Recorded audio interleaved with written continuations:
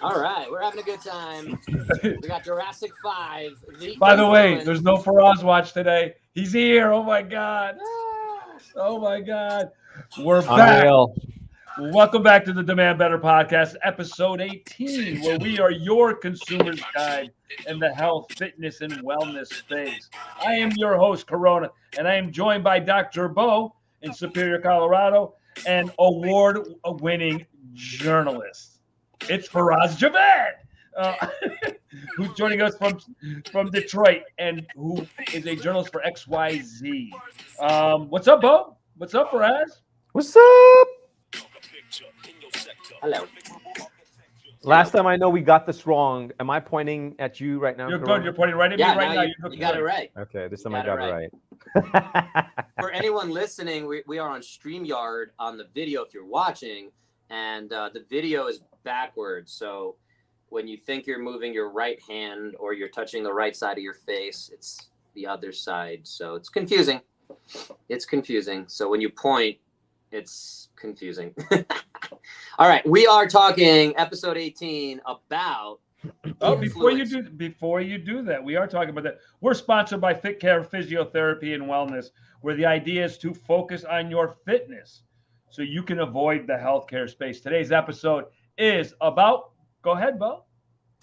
Social media influencers in this day and age. And we've covered and touched on these concepts before. We've talked about the ease of fitness. We've talked about demanding better from your personal trainer, from your physical therapist. And we're going to kind of bring a lot of that together, specifically talking about social media. For anyone who's seen the film on Netflix, The Social Dilemma, that's kind of some of the stuff we're talking about. And I think the more aware we are of this environment we're in, and almost everyone we know is on TikTok, on Instagram, on Facebook, on one of these social media platforms, if not multiple ones, including YouTube. And you guys are watching us now. Even if you're listening to us, you're being influenced by us. So we wouldn't consider ourselves influencers, except maybe Faraz. He's got what? You have 10,000 followers or something like that, right? On Instagram. Something like that. No, I mean. He's really popular. And I guess this is exactly what we're going to be talking about. What is considered popularity on social media? Like, what are some of the benchmarks? Is it just the amount of followers? Is it the engagement? Or is it the content? Or is it a combination of things? And I think this is exactly where people get confused, especially when it comes to our topic that we discuss here on Demand Better, is people, trying to achieve their fitness goals, their active lifestyle goals. And one of the things they rely on is social media.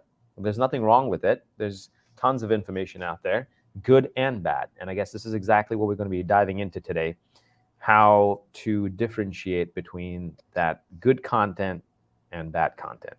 Yeah, no, I think that's a really, really great way to start this off. But let's figure out. I mean, I got a little definition here. So, what is an influencer? An influencer are social media users who have a significant number of followers and use their platform to market various goods and services based on brand and partnerships.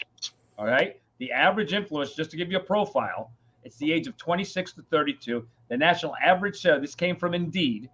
The national salary is $52,035.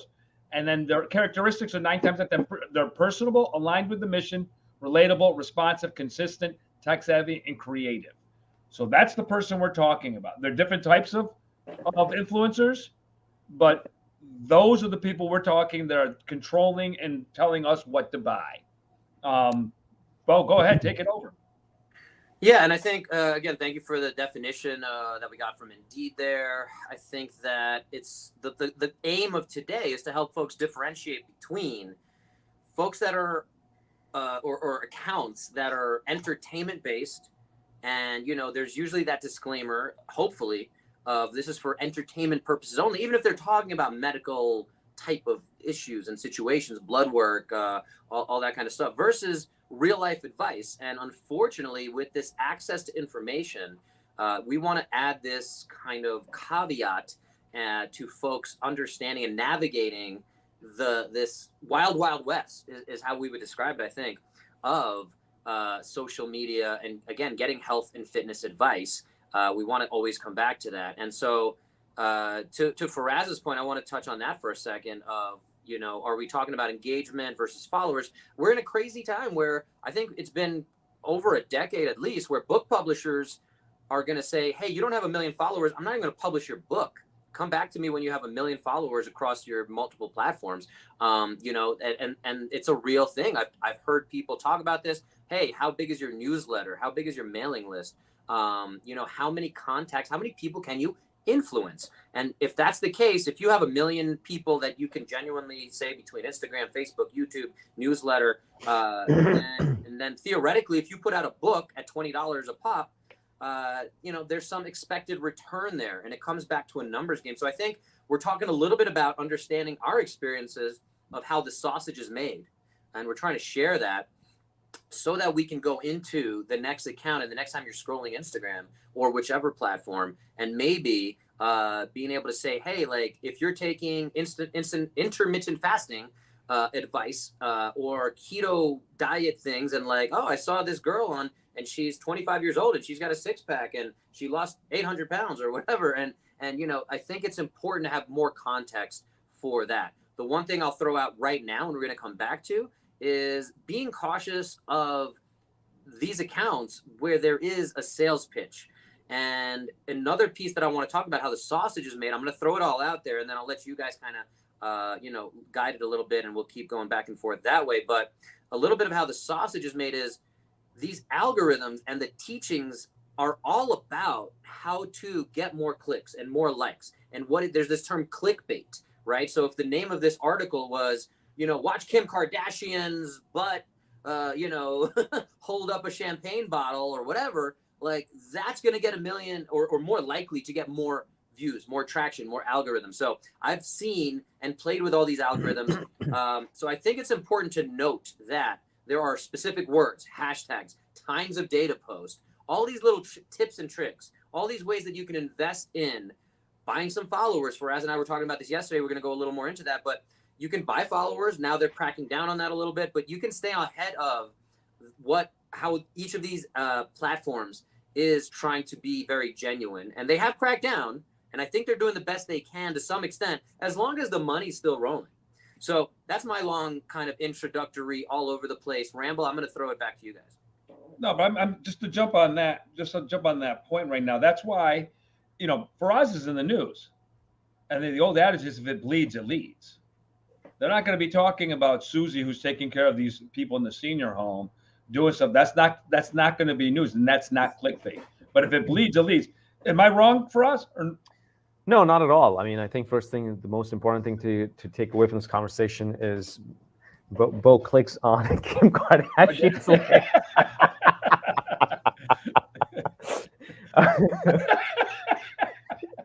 Jokes aside, no, but in all seriousness, yeah, Bo does have a valid point. I mean, you know, it is about, I think in this day and age,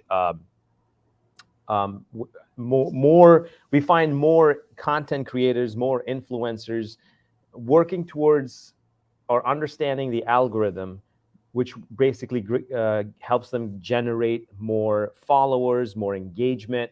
But are they really providing authentic content that is medically sound?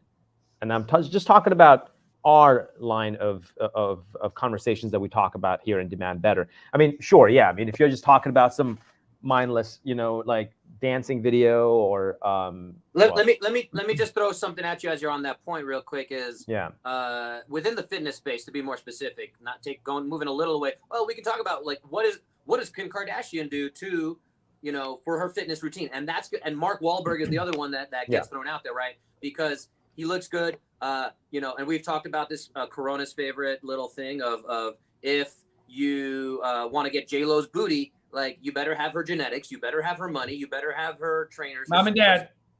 Mom and dad. Yeah. So, and yeah, genetics. I said genetics.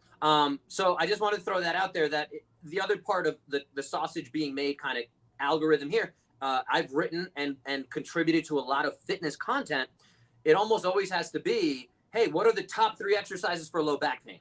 And the reality is that's going to get clicks, A, and B, people are searching for that. I understand that. But And C, from my perspective, is it's hard to say just do these three things because all low back pain is the same, and it's there's a little bit of authenticity, there's a little bit of playing that game. And here's the other real big disclaimer I want to throw before we jump back to it. And I interrupted you, Faraz, so I'll throw it back to you. And Corona, you can keep your mouth shut. But the last thing I want to disclaim here is we don't want to come across as grumpy old men who are just like, hey, look at our, we don't have enough followers, so we're going to complain about the system. But I think we're finding our way. I think we can acknowledge what the systems are. And I think, again, whether we choose to play in that system or not is a whole nother part of this conversation. But I'll throw it back to you, Faraz. I just want to throw that little grumpy old man disclaimer out there. Well, I just want to add to us three grumpy old. No, I just want to add that there's still a lot of great content out there, and there are also influencers, content creators out there who are doing great. And Bo and I were talking about this earlier. For example, MoveU is a good example of a group that is knowledgeable when it comes to effectively treating ailments in your body in terms of like aches and pains, and as a physiotherapist you get a lot of information from them, and they've kind of figured out that sweet happy medium where you can sort of bring the content at the same time, keep it engaging in the Instagram universe. Keep that in mind. Every social media platform has a different viewership, has a different algorithm altogether. And that's another thing that we were talking about earlier, Bo and I, is if you look at MoveU, their followers on Instagram and their followers on YouTube are very different. But then there's another group called, was it Bob and Brad, Bo? Yeah, so we're talking about physical therapists. I want to just, for anyone not familiar, and so you don't go click on MoveU. And it's funny, every time we talk about it, and Corona had the same response when we were talking about it, is they show a lot of good-looking naked people. I'm going to say naked because they're just showing skin, and it's very catchy. And again, the other piece of how the sausage is made is you need to catch someone's attention in 2 to 3 seconds. Like if you're scrolling, if you've ever done that on Instagram, if you don't see like, oh, what's this butt sticking out of my face? Like what's this person doing with their legs up in the air? And they're talking about perennial sunbathing, which is its own thing. So, and Corona's like, what was that account? I need to go find it. And it's a joke, but that's the reality. People, porn is a thing, guys. I don't know if you guys are familiar with porn. But like, it's how our brains work. It's how our brains work. And I think it's worth acknowledging. So, working off sex appeal, sex sells when you talk to marketing people. And the more you push that envelope, I think in the history of sales, Mad Men, all that kind of good stuff. Sure. I think it's important to acknowledge that. So MoveU, which is move as in movement university, MoveU. I think I'm gonna, again, they're physical therapists. They're based in San Diego. They're good looking people. And again, they have a great little concept. And I've had people. I think the reality is, what up, Patrick Madden? I think that was my sensei from Seagate, Coney Island. Hey, Patrick. Back in the day, just saying hey. So I do think it's important to come back. He's in San Diego, Patrick. Yes. Sorry to if you want to jump in, Patrick, we appreciate you listening. So Bo, let me ask you this. Is it wrong for them to play with the algorithm? I feel like they're just playing the game. There's nothing, right. As long as they're giving away knowledgeable and correct content for the most part, I don't see them, using tactics or tools to their advantage. Because, we have similar influencers and content creators out there who are using the similar tools, but giving away wrong information. Yeah. So again, I do think, to answer your question, they have a good balance of legitimate advice, catching people's attention and saying like, hey, if your pec is tight, and again, they might have a good looking girl with her, cleavage showing, and they're saying, hey, you need to stretch this out. And like, it's good advice. So are they taking advantage? Are they doing something malicious? No, I don't think so. But I do think there are plenty of people out there. And at the same time, if we can get more eyes on this good information, phenomenal. Absolutely. Athlean X is another example of that, where he's super ripped, he's super lean, he's a physical therapist. Again, most of the stuff he talks about is pretty good. He has good experience. He's worked with professional teams. He has a good resume.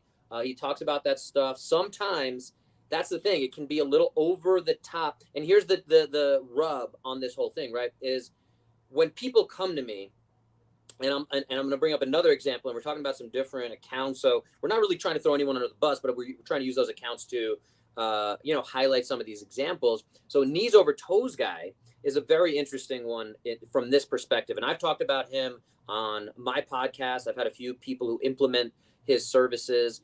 He's been on Joe Rogan. Joe Rogan's another super interesting influencer to talk about.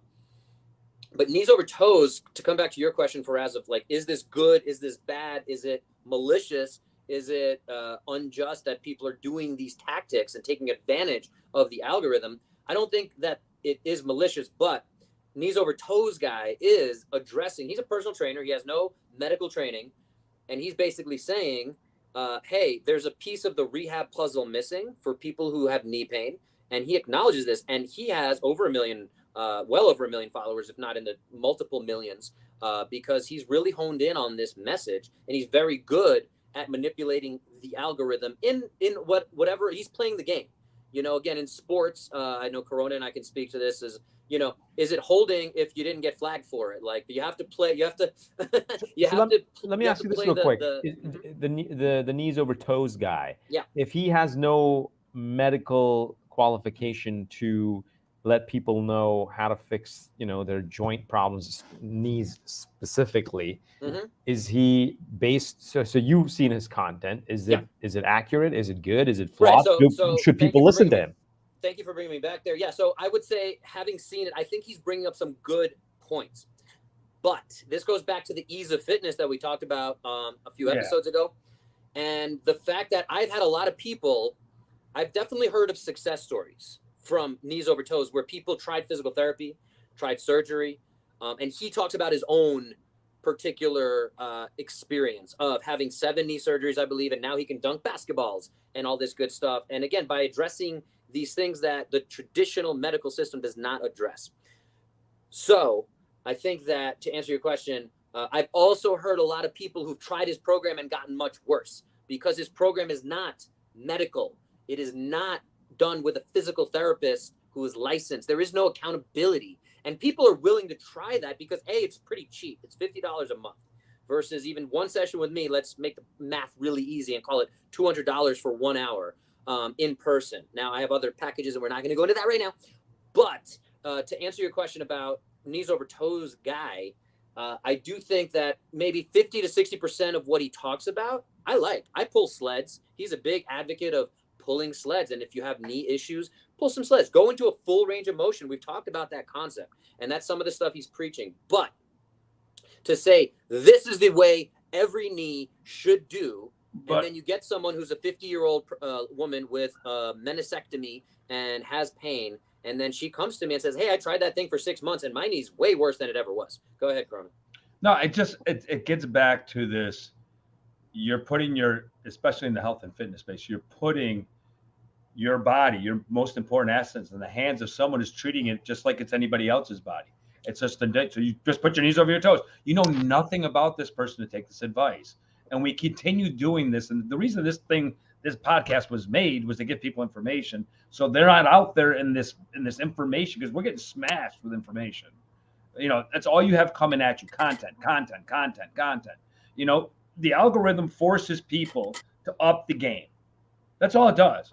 Let me show you a booty. We're going to do this. We're going to do this naked. We'll do it. Whatever it is, you're upping the game. And just real quick, Faraz brought up Bob and Brad, and I wanted to make sure I just address that. I remember them. Yep. So they're on YouTube. This is their main platform. They have over 4 million followers there. They're 2 older gentlemen, physical therapists, and they call themselves kind of jokingly the most famous physical therapists on the internet, which very well might be true based on actual engagement and followers. Considering Kelly Starrett's the one I would certainly Yes. push people towards. I just had him on my podcast, but his actual numbers of followers is much lower than Bob and Brad. Bob and Brad are very good at being consistent, which is one of the main like things. You go to any social media expert, whatever that means, and that's another term within movement as well. You're a knee expert, you're a fitness expert, you're a guru, whatever these terms are. I think we need to be very skeptical of all of it. And again, come back to like what, and knees over toes guy, again, we'll talk about, hey, we've had 3,000 success stories. It's like, well, okay, but you're not talking about, and I don't expect anyone to be like, well, we've had 5,000 failures. Like, you're not going to put out those numbers. So Bob and Brad, real quick, they're very good at they don't edit. They're not fancy. They're just very good at talking about, hey, here's what you need to know about total knee replacements. Here's how we approach it as a physical therapist. And they just talk. Just like Kelly Starrett, again, another one who I love, is he'll talk for 10 minutes. He'll just set up the camera and he'll talk about, hey, you have, again, some pain here, and here's what you need to know. We're going above, we're going below. We need to know how this is moving. We need to know when we breathe, what are we doing? How does that feel? He's very good at talking you through for 10 minutes, which, again, TikTok says you shouldn't be talking for 10 minutes. But then again, Joe Rogan talks for 4 hours with a guest, and people are listening to the whole thing. So it's a really interesting time. And again, to sum up some of my thoughts and feelings on this whole thing, I mentioned that we're in the Wild West right now of, no regulations is one of the main things we're talking about. And my hope is in the next few years, we will see the cream rise to the top of, hey, we're going to talk about Danielle Davis out of Texas, personal trainer, who was an extreme example of a really bad version of all this. And so at the end of the day, hopefully we're going to see a little bit of extremes. People, again, like Move You showing tushies and butts and boobs and playing that algorithm. And hopefully in a few years, again, we're going to find a nice balance of, how do we get the best information out there? And can we move the physical therapy profession forward, athletic trainers, personal trainers, all this stuff. So yeah, sorry. The reality of it is, and this goes for in fitness, the stuff that you got to do to make yourself great and the stuff that you have to do is boring. It's not exciting. It's not fun. You just have to do it. You want shoulder stability. Okay, you can do this rotator cuff exercise. So enjoyable. And then you got some dude on Instagram doing crazy like plyometric shoulder press jumps. I mean, just outrageous stuff. And people strive for that.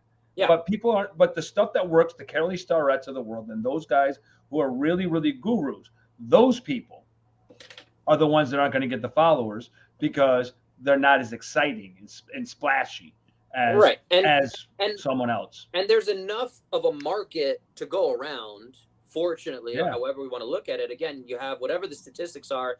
I believe there's 7 billion people around the world who have access to the internet one way or another. So, obviously without going too far down that thought process, but I think it comes back to your point of industry leaders. And this is a general piece of this whole equation that I talk about is the folks that tend to spend a lot of time and have very successful algorithm concepts here and social media presences are generally the ones who you have to start thinking like, how are they working with humans? Like, are they really good at their craft? Which all of these crafts are practices, right? It's a medical practice. Even in personal training, it's not usually referred to as a personal training practice, but you're always learning. You should always be growing. You should always be evolving. So if you're spending a lot of time on social media, and again, when Corona and I started this little project, he was like, I don't know anything about hashtags. I don't know about like, when should I post? What should I post on? Like, I had to kind of give him my very quick, and we're far from optimizing any of that stuff. But the point is, that took away from him learning more about how to work with someone with total knee replacement, which is something I know he's very good at. And I would send anyone who's had a total knee replacement to Corona as a personal trainer before most of the physical therapists that I know, because they're just going to give them, again, a little bit of a cookie cutter approach in the insurance model and all that stuff. And we're not talking about that today. Episode 2. So we're coming back to industry leaders. So again, if and we talked about this last time, Corona and I offline, but if you think of who are some of the top minds and some of the people that we would want to learn from, and you go to their accounts, I don't really want to learn from Bob and Brad other than what are they doing that's successful. Same thing with Move You. I haven't learned anything from them, but if I listen to a guy like Dan John, Mike Boyle. There's a bunch of great names out there. And again, we can rattle off probably tens, if not hundreds of names. Brett Bartholomew is another industry leader. There's a bunch of great names. Eric Cressy. I'm going to keep coming up with names, but they tend to not be the ones who have the most followers because they're not spending time doing like, hey, like, look at my skin, look at my cleavage. And, they're just not playing that game.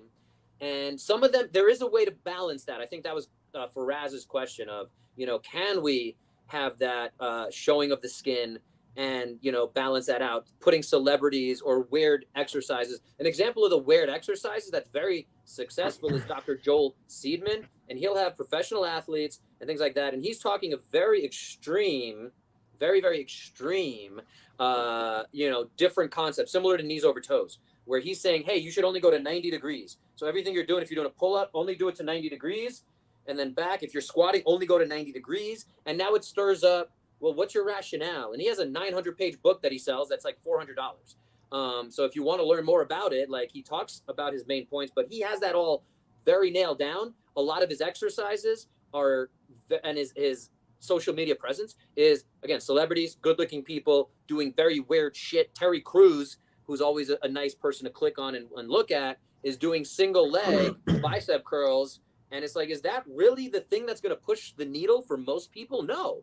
And even if we're talking to the top, 0.1% of performers, I think there's a huge disconnect where, again, back to Corona's point of we all want to, all females want to look like Jennifer Lopez for the most part.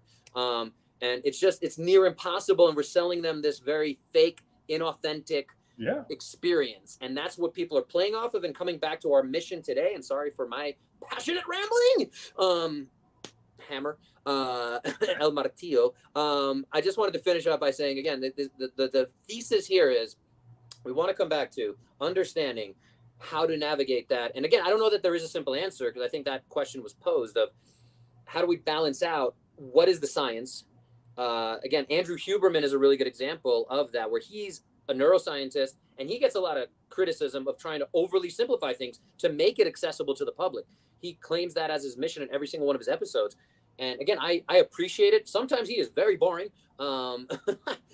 So bottom line is, I think that there's a lot to this conversation. And Patrick, my old sensei, are you still doing karate? Patrick is the question. Sensei Madden. Anyway, but we'll hear from him in a second. But yeah, sorry guys, that was my ramble. I'm gonna throw it back to you. But here's the thing. See, the social media algorithm keeps changing all the time. Mm-hmm. You don't have to post booty pictures and cleavage pictures or incorporate them in your content to be successful. Yes, there are accounts that use those tactics to become famous, but that's not the only thing you can use it. So for example, like you mentioned Joe Rogan. Joe Rogan doesn't show cleavage or booty pictures. He has but he's smoking weed. He's talking about sex. Sure, he's appealing to a certain population. That's it. And that I'm glad you brought that up. And essentially, that's what it is. So for example, Bo, you post a lot of pictures on your Instagram, pictures, videos, not that don't include boobs and cleavage and butts and whatnot. But is there a reason why you don't choose to not to do that? I try to be authentic to myself. I don't usually train topless. And then that's what it is. It's basically, how can you engage with your audience? They are engaging with their audience, and that's the audience they're targeting. Chances are there could be also a lot of folks who are following them who don't care about physiotherapy. They're just there to just get a visual treat. So no, that it's the fact of life. You know what I'm saying? Like there could be maybe 50% of the followers are there just for visual treat purposes. And they're not there for, like, oh, how do I really fix my neck? But there could be also who are getting both benefits from it. But it's all about how you can, what kind of viewers you want to attract and how do you attract them? How do you keep growing at it? But I'll tell you this, though, even though, Bo, you may not have as many followers as the movie you guys, but maybe your followers are probably going to be more engaging than those guys, maybe. Only because, the ones who are following you know specifically why they're following you. They're not in there for you to show their cleavage or, your ass or whatever. They want pure information in terms of how to fix their bodies. So yes, it takes time. It takes some time to get to that level. Maybe if you deploy certain tactics, certain tools, it'll get you faster. And of course, earlier you mentioned about like how, there are certain accounts who would buy followers. And I have to say though that in the past, probably 5 years ago or so, it would have been a lot easier to do so and get away with it. And there have been a lot of content creators and influencers who have purchased followers and sort of established that benchmark and then grown from there. Because when you see an account that already has 1 million followers, you'd be like, well, maybe this guy knows what he's talking about, or this person, maybe she knows what she's talking about. But I have to say, social media platforms over the years have, especially since these past 5 years, they've really cracked down on fake followers, and they're really making sure, like, anything that has sort of boosted the numbers in terms of bots and everything, they eliminate them. They give them warnings. Their accounts are suspended. So there are a lot of things that are happening. So I definitely would say in this day and age, it'd be really hard to get away with, if you're buying followers and stuff like that. But at the same time, it's also become hard to get followers organically because the competition is so fierce. Pretty much every other person is a content creator, and maybe if Bo showed his biceps while doing this podcast, maybe there might be 2 other followers who might join. Maybe there could be 50. Who knows? Maybe depending on what kind of fetish people have. But my question for us, and I pointed to you because my question is, so I'm going to go look for someone that take care of me. I'm going to look at how many followers they have, and that's going to be the justification. It's just like somebody training with somebody else in the gym who's got a lot of people with them. Their bodies don't change, but they're a popular trainer, so people always go to them. Think of followers as like reviews, sadly. You know what I'm saying? Like if you go to Amazon, for example, and if you're looking at a product and you look at like how many 5 ratings has this product got, how many 4s, how many 3s, how many 2s, and the 1s. I mean, if you see pretty much a particular product has got like 1 and 2 ratings, I'm not going to buy that product. Like I know there's something off about this. So it's the same thing. So if when you look at an influencer that has got 1 million followers, somehow your mind will be like, okay, well, there's a reason this person has 1 million followers or more, or around that number, because he or she probably knows what they're talking about. Otherwise, how else would they have gotten these followers? I mean, whoa, look at this, all these pictures they're getting more than 1 million likes.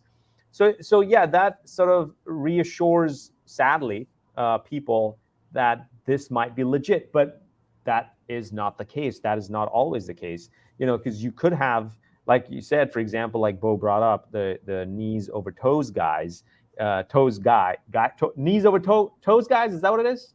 Knees over toes guy. It's one guy. Okay, knees over toe guys. Knees over toes guy. There you go. Right. So he, for example, has so many followers. I think he's got like 1 million followers. But at the same time, he doesn't have a medical qualification to share that knowledge. And yes, maybe with experience, he might have learned something, which might be knowledgeable and he could share with people. But can he give sound advice to everyone? And are you willing to take that risk of, just in case if you don't be part of that sound advice and it makes things worse for you, are you ready to take that risk? Do you even know that? Are you even aware that that's a possibility? I think people take that risk every single day, and I think there's millions of people who take that risk every single day. I don't think there are people, and that's why we're here. Yeah. I mean, I really, when you're looking for something specific, when you're looking for a physical therapist, there's so many people out there. So many people doing stuff. I have a crew of people that I'll send people to. I'll send it to Bo in a heartbeat. I trust Bo. I know Bo's work. I know his care level for his client. I know that. Knees over toe guy is trying to get followers. Bo's changing the world in the sense of what he's doing with physical therapy and trying to make physical therapy better. Knees over toe guy is trying to make himself better. And I have no problem with him trying to do that. My issue is that you're saying that it works for everyone. And when you have people that are going out there and rolling that dice, and then their knees get worse and worse and worse or they're doing some intermittent fasting, or they're taking some pill and they get sick. People, in essence, want something fast. That's what we're looking at now. They don't want to work. They don't want to put the time into it. They want it fast. They want it now. And if I can lose weight and I have to take the apple vinegar cider pills, whatever they were, take that and I'll lose weight, I'm going to buy that and I'll do that. And if it wasn't for stuff like that, that's out there, this wouldn't exist. Demand Better wouldn't exist because people would be doing what's best for them. But for some reason or another, we're like herds. We follow the herd. And because one person is going to it, may not be the right person for the next person. But everybody buys in. By the way, J-Lo does it, I'm in. And that's what we're dealing with. And I think everybody gambles all the time. I mean, so for example, like, I know Bo brought this up earlier, like Mark Wahlberg, right? He's a big advocate, at least recently, for F-45. And I know... Which is failing, by the way, which is going to be shut down and be a failing franchise. Right. I mean, anyway, it's a soft version of CrossFit. That's the way I see it, minus... Yeah. For sure. I'll just say real quick about that. Obviously, and this is one of the other really big takeaways from today's talk, is Mark Wahlberg is probably not doing F-45 classes for his own fitness, first of all. Second of all, he's very financially invested in F-45. So again, I think that's a huge piece of this is understanding the caution of sales. And we talked about this with Game Changers. Game Changers, the film, documentary, whatever you want to call it, on Netflix, which is pushing a plant-based agenda, was made by James Cameron, the maker of Titanic, Avatar, one of the biggest filmmakers in the world. You got Arnold Schwarzenegger and Jackie Chan involved, a bunch of other big names. And then on top of all that, you look at the money, and it's not always about following the money, because we can certainly have some balances. Again, I'm a Yankees fan, so it can't just be all about the money, because we're always the evil empire, and everyone talks about how much money we spend. But at the end of the day, the Game Changers, his wife is the owner of a pea protein company and a plant-based protein company. So obviously it behooves them financially. Same thing with Mark Wahlberg, just to finish that and close that loop, is it's very important, I think, to understand where the rubber meets the road. And there is a gray zone, and there's a lot of nuance, and that's why we're having this conversation, and this could be a multi-part talk of where's the style and where's the substance. Like I said, with knees real quick, sorry, I didn't mean to interrupt. I want to show you something. Tell me if this is the right way for a pull-up. Hey, let me show you. Sorry, just fast forward, because I want to show you this, and this could be a great example of, for example, like here you have Mark Wahlberg about to do a pull-up, and just tell me, as a physiotherapist, first of all, is he wearing gloves? Yeah. Is this the right way to do pull-ups? Just from what I can see, 100%. Well, again, for his purposes, it might be. For a bodybuilding style version of pull-ups, it might be. Again, one of the more popular versions, and Corona's shaking his head, I just want to be given the benefit of the doubt.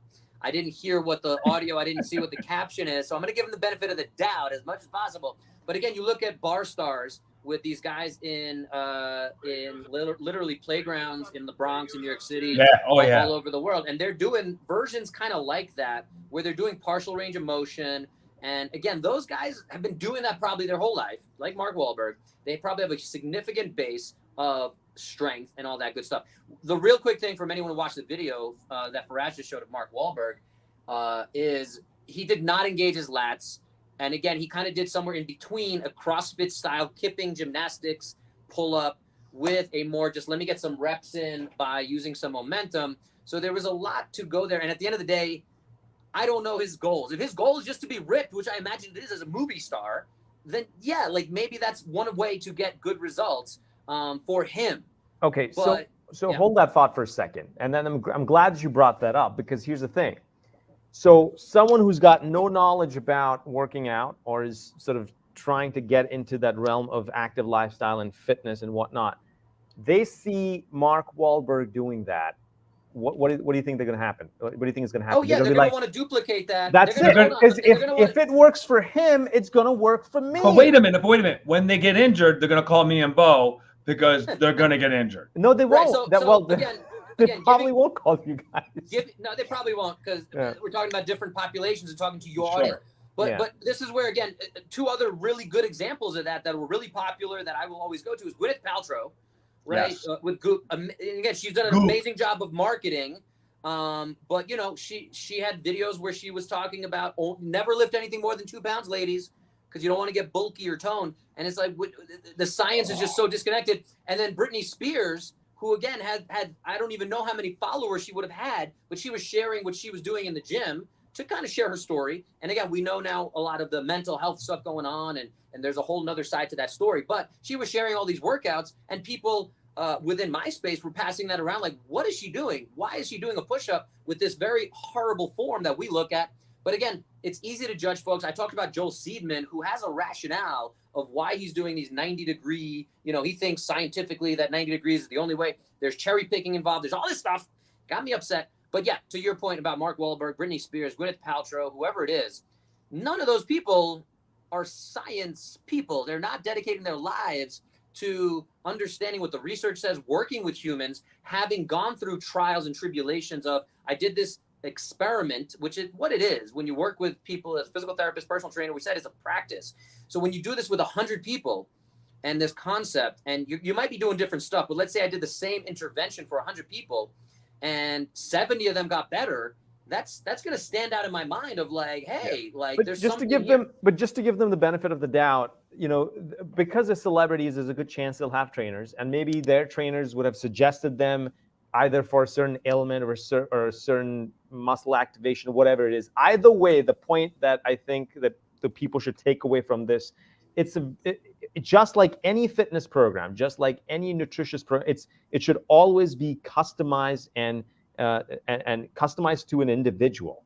So, you know, instead of me just looking at this, you know, pull up that Mark Wahlberg is doing and just going mindlessly and trying to do this, replicate this in the gym, because it may not be good for me. Maybe I have a shoulder impingement. Maybe I have a shoulder back problem or something like that. Yeah, that's so only going to make it worse. Real quick, Faraz, to that whole point, going back to our personal trainer, our very first episode of this show, Demand Better from Personal Trainers, we gave away a top 5 list. And one of the main things, and it's come up time and time again, it's in everything, is if you are not getting an assessment for whatever you're doing, just stop. So again, let's try to summarize some of these things. So I appreciate you bringing this back to us.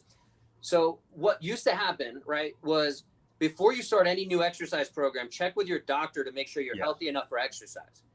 Doctors of physical therapy, for instance, we do a terrible job of marketing. And this is another reason this whole topic is triggering to me, is because we should be the primary folks when you roll your ankle or when you want to start a new exercise program. But physical therapists are so spread out in what we do. And our leadership is busy arguing over Medicare cuts because we're fighting with, again, insurance companies and chiropractors and acupuncturists and all this stuff. So I'm not going to go too far into that because you can go to my Bono's Health thing. I talk about that stuff way too much, but it's interesting stuff. So I'm bringing all that up to come back to the fact that if you're not getting an assessment from someone who even if it's virtual, some assessment to make sure you're healthy enough for exercise, you're doing the stuff right. If you see Mark Wahlberg's thing, speak to somebody who can say, hey, that's not going to work for you because you don't know how to engage your lats. And you can't even hang for 20 seconds from a pull-up bar. And this was the conversation, by the way, I had to have with Faraz, which we've talked about, when he said, I want to go to the CrossFit Games, guys. Hey. And then I had to lay the hammer, which is why they call me El Martillo here on the show. I just want to let viewers know. I just want to let people know I would have been back squat. And he didn't know. And I said, that is already a disqualifier from you. I just didn't remember at the time. You would have been world champion. I know, I would have. Corona. My bad. Yes, you're bad. But what we're looking at it again is the power of celebrity and people assuming that that's what Mark Wahlberg does. But also, Corona, I just want to add to Bo's point over there for a second that I know he said that get the assessment, but get the assessment from someone qualified. Don't once again reach out to another influencer and say, hey, can you assess me? And that person has got no idea, but they are just assessing for the sake of it. So let's go right there. We'll stay right there because we talked about this stuff. I just want to stick back to Danielle Davis. We've talked about Danielle Davis for a very, very, very long time. Okay, and the health and fitness. Danielle Davis had a body. She was 25 or 26 years old. She was a young woman. Okay. She had a really nice body. People wanted that body. They contacted her because she would go and actually go to the gym, do a video, and then post it and tell them how to get a good booty because this is what you need to do. And then she did it, and she got an incredible amounts of followers. And now the state of Texas is suing her for not completing on the task of delivering these programs to these people. Fast forward, she's not a trainer. She's never trained. And now she runs a Christian experience, correct? Isn't that what I sent you? Yeah, she's running like a Christian camp now. And that's what she's doing. But you can't sit here. We go through, there's another dude here from, there's people butthole sunning. There's all sorts of people who have millions and millions of followers doing crazy, crazy, crazy stuff. But would you take their advice? But because they have 1 million followers and they're doing a fitness, because they've dumbed down exercise. They've dumbed it down. It doesn't matter because you don't need to be in front of somebody to exercise. You don't need someone to correct you. You don't need it. It's as simple as this. Open up a book, do the exercise on there. And people don't understand how intricate this stuff is because they've dumbed it down. The influencer themselves is there for themselves, period. Unless it's what are the three types of influence? There's content, there's industry leaders. You'd be an industry leader for the news for us. You know what I mean? It's very simple. It just works for them. That's it. Yeah. For them, for their body type, for their genetics, for their muscle structure, bone structure, whatever. It just works for them. It's pure and simple. Anyone trying to replicate it is basically setting themselves to failure. Yes, there might be a certain population who it might work for them, and that is only because they are similar body types, or they got similar bone structure, or there is going to be some similarity. That's why it's working for them. But that doesn't mean you can't achieve similar goals. You can, but you need to put in the effort. You need to go out there, get yourself assessed from professionals, educated, knowledgeable professionals, not someone who's got 2 million followers. They're not professional. That doesn't mean they could be, but that doesn't mean that they are educated or have the right knowledge to guide you in the right path. It's as simple as that. That's true. I want to bring up one other example of this whole concept is I would imagine two of the most popular personal trainers when it comes to weight loss are from the show The Biggest Loser, and Jillian Michaels and Bob Harper. And I've listened to them a number of times on a number of podcasts, interviews, all that stuff. Bob Harper, I might trust a little more. But Jillian Michaels, I would not direct any human being that I care about to work with her for any price, for free. But why? If why they're is going to that? pay them. Huh? But why is that? Why do you say that? Because of the knowledge and the types of things she talks about. Yeah. She does not display any real... I'm going to go ahead and say it. She doesn't display any real awareness, intelligence around actual science of how the human body works. And again, Biggest Loser is a very specific thing. Again, she's a celebrity trainer in the sense that she's known. She had a platform. What they did on The Biggest Loser, of course, it's going to work, but the statistics are very blatant that 90-something% of the participants gain all of their weight back, if not more. Of The Biggest Loser specifically, that's not the way anyone should be losing weight. When I work with people, I work over the course of a year. And this is a really interesting example. One of my high school football teammates was on, and he was the personal trainer for the Bravo show, which was kind of a response to The Biggest Loser. I actually can't think of the name right now, but it was basically taking folks and having them in a controlled situation for a month.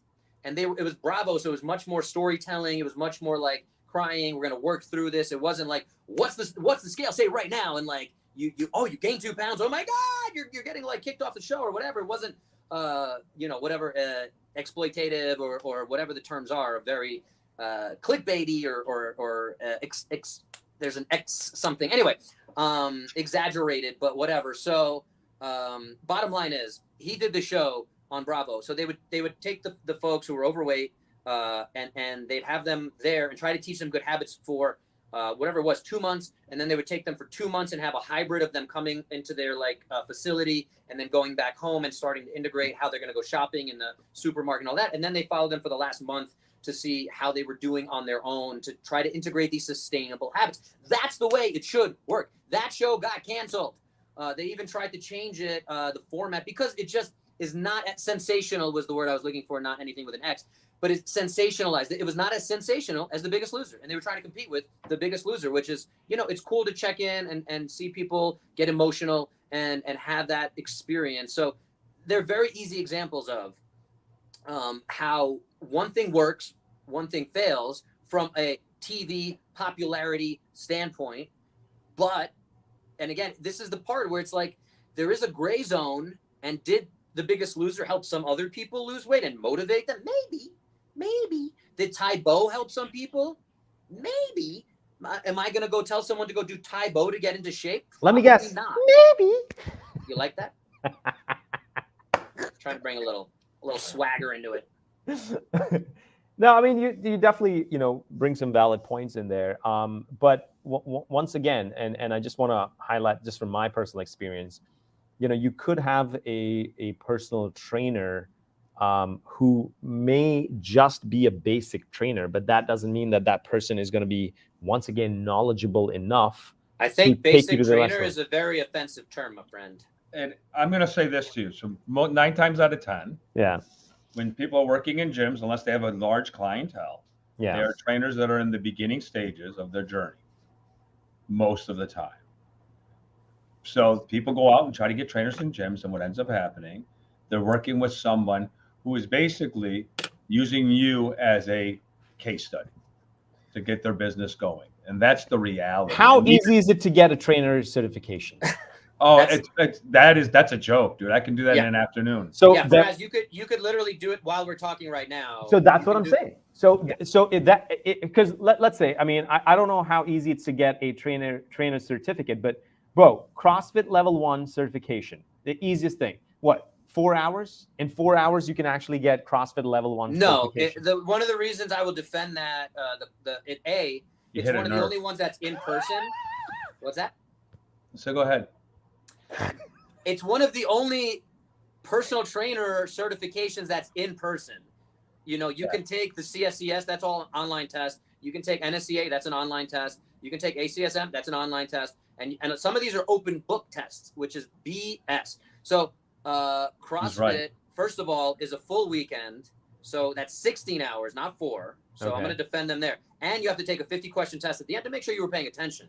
It's relatively easy. I know people who have failed it for various reasons. So it's not the easiest thing. And it's $1,000. So it's not the cheapest entry point. But the fact that there's in-person queuing, that's so far ahead of most personal training certifications. I will defend, again, I don't think CrossFit does everything right. I'm not going to defend CrossFit, but to your point, to this point specifically, on paper, the CrossFit Level 1 certification is leaps and bounds ahead of, on paper, way ahead of most personal training certifications. Even if it is. Russ, hold it. Before you go on, I'm going to back him on this because they do everything in one dimension. And that's why when most trainers come out of a certification, they don't have a clue what to do with someone who's in 3 dimension. Let me ask you this. Let me ask you this. Fine. Maybe CrossFit Level 1 certification might be a little bit more advanced, but are they still going to be qualified enough to guide you in terms of nutrition, in terms of how to, address certain joint issues? Let's back up. He's a trainer. That's his job. His job is to be a trainer. Has to be a physical trainer. You want nutrition? You better get a nutrition degree. That's my point. Because you have trainers out there, even after CrossFit Level. I'm not saying everyone, but there are trainers out there. Whether it is your conventional, gym training, and there is CrossFit Level 1 trainers who are out there who give these advice out there, and you'll find them on social media platforms as well. Yes, that's what I'm trying to highlight. And we talked about this again in our personal trainer and almost episode 1. Almost all of our episodes, this kind of seems to come up is, and I'll say it time and time again, is I have a little bit of a shoulder thing. My sternocleido joint here, when I hit a barbell here, it's actually been a little bothering me, whatever, it's imbalanced. So I'm actually going to go see a chiropractor before I see any physical therapists I know here in person, because I know them, I trust them. I'm happy to talk trash about chiropractors as a profession and some of the sleazy car salesman stuff they do. But at the same time, I know plenty of really good chiropractors. I know plenty of really good physical therapists, personal trainers. Again, if I was in New York City, I would go to Corona and say, hey, like, check this out. What do you think? I would want those opinions of the people who I value. So labels are what they are. So a level 1 CrossFit certification is only that, right? So some people will do that. And again, there's probably level 1 CrossFit trainers who I would trust my life with. There's probably an ACE is one of the, I would say, you can tell me, Corona, like, I think it's one of the less intense certifications. I'm not super impressed when I see that. Yeah, he's shaking his head no. For anyone listening. Listen, the other thing for us, just to give you a little glimpse inside. Some of these gyms have their own certification. You have to go through their certification. Some of the gyms are aligned with New York Sports Club was aligned with NASM. So did you say anybody NASM? NASM. Oh, NASM. So if you're going to be a trainer there, you have to go through their protocol, and you have to have a NASM certification. What does that mean? You're still working in one dimension. And when you have to do stuff with people, it's in 3 dimension, and not everybody's the same, and not everybody's that prototypical person you can see in the book. So it's a very, very complex thing, and one size fits all, or a influencer in this case, fits all in terms of information, I think is insane, dude. I think it's just insane. So what's the takeaway? I'm going to talk. We'll go back to the assessment. You got to do your research in terms of who you're talking to. I'm obviously boring, but you have to go back to the. He's about to get his assessment. Yeah, no, the assessment. Oh, he went to get assessment. That's good. But like we said, if you do things right, and you're looking for someone in the fitness world, there's just it's an information overload. Everybody's a guru. Everybody's smart. And you walk into these places, and there's no assessments being made. There's just proclamations being made and certainty. So it's a proclamation, and then certainty comes after it, and then people join on with them.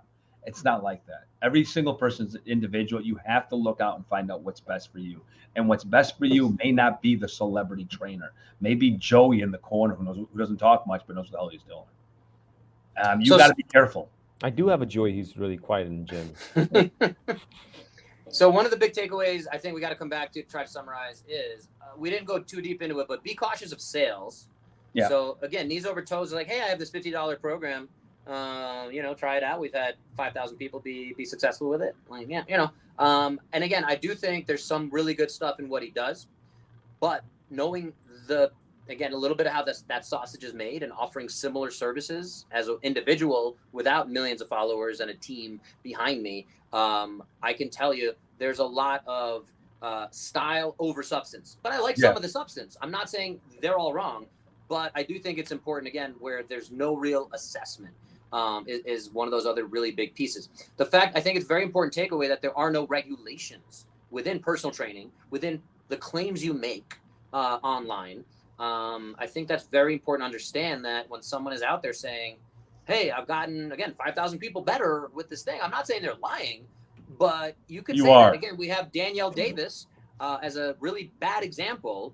And we should be able to link to one of her, an article with her story somewhere, in the fact that, again, there's no regulation. What took her down was enough people. She literally just she didn't provide the service that she said she was going to do for people paying her. She had enough of a following that people were like, here's $1,000.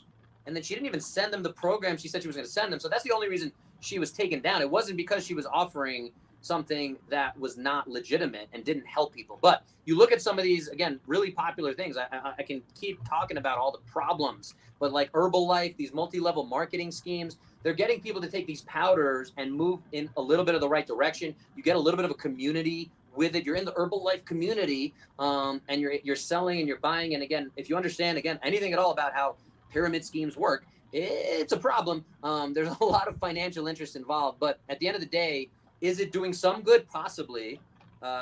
That's that gray zone that we're talking about. So I think it's important to know if you're caught in that. Versus, again, I will hopefully always continue to provide one-on-one service. Make sure, and this is a new thing in the physical therapy, the psychology space in the United States as of January 1st, 2022. It's called the No Surprises Act. So you need to be able to lay out, hey, what are you expecting out of this? How much is this going to cost? How many sessions? What's the approximate time? You're coming in with low back pain. Okay, I expect this to take 6 sessions over the next 6 weeks. I'm going to give you online support. And if you're not, 90% better by that time, then we have a problem. And Patrick's still chiming in here. It's a vitamin scam. That's right. And he also talked about Billy Blanks making a fortune on Tybo. It's nothing more than a cardio workout. It was just packaged really well. So again, putting stuff in a shiny, this has been going on for centuries. Snake oil salesman is a thing. Again, if you promise, hey, if you drink this kombucha, you're going to feel better than ever. You're going to be healthier than ever. It's only going to cost you, 3 easy payments of $19.99 or whatever. There's all these tactics. So that's where it comes back to those questions about, you've posed it earlier, Faraz, of, that style over substance. Is it okay for MoveU to be using some kind of tactic to, to take advantage of the algorithm? But they are putting out pretty good information. So again, for you, MoveU is definitely one of the better ones I've seen. Faraz, what's your takeaway? Go to a professional. And when I say professional, someone who has an educational background and has experience in their field as well. What did I just do to my camera? Do not go for webcam podcast advice, because as you can see, he's not the right person for that. What just happened? It's not looking good, man. I mean, what is going on here? I just tried to copy your link that you sent in the private chat. And you flipped the camera, buddy. Yeah, I don't know how that happened. Well, it's okay. I mean, we're kind of winding down anyways. We are winding down, but I did get you the link there, buddy. Listen, I wanted. Does anybody have anything else they want to add? Because we should be doing another piece on this. I think there's a lot more here to actually talk about. I think we threw out a lot of stuff. I apologize. We tried to organize this one as best we can. And I think there's a lot of different paths to go. I think it was important to just talk through these concepts. And again, Patrick seemed to get some stuff out of it at the very least. He's one of the few folks tuning in live, and I hope folks get this. So we're always asking you guys to chime in, tell us what your experience is, what you think. Leave us some comments, ratings, reviews, all that good stuff. Hey, Dr. Bo, you forgot about Dave Kittle, who said, "Hey, yeah." Dr. Dave Bo. only said hi to Bo and Corona, and not Faraz. I don't know what's up with that. Well, but he's listening to us live. We should acknowledge our followers here. And Bo, with that being said, I want to reiterate we are sponsored by Fit Care Physiotherapy Wellness, where the idea is to focus on your fitness so you can avoid the healthcare space. Listen, like Bo said, we really appreciate your time. We thank you guys all for joining us. We will be on every 2 weeks. We will be back to schedule. It's Faraz Javed there. So thank you for coming. Don't forget to like, subscribe, and share. And we'll catch you the next time. Make sure you demand better. If you like what we're doing, man, don't forget to give us a little like. You know what I'm saying? Because we're waiting for it. Lots of love. Have a great weekend. Deuces. Bye.